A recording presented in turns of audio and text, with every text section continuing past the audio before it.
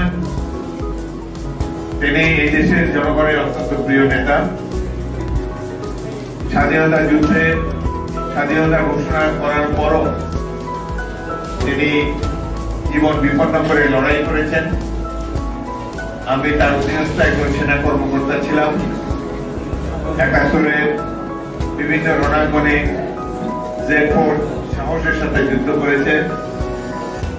জিয়া রহমানের মৃত্যুর পর আমরা হঠাৎ একদিন শুনতে পেলাম যে স্বাধীনতার ঘোষণা হচ্ছে।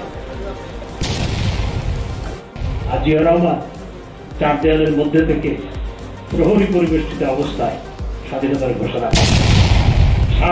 ঘোষণা পাঠ করার জন্য যদি কৃতিত্ব দিতে হয়, জিয়া রহমানের চেয়ে অনেক বেশি কৃতিত্ব হচ্ছে নুরুল হক।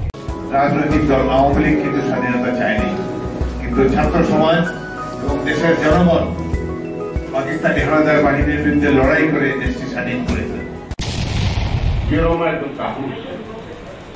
যখন যুদ্ধ আসত তখন সে পালাত। কোথায় গেল জিয়া রহমান?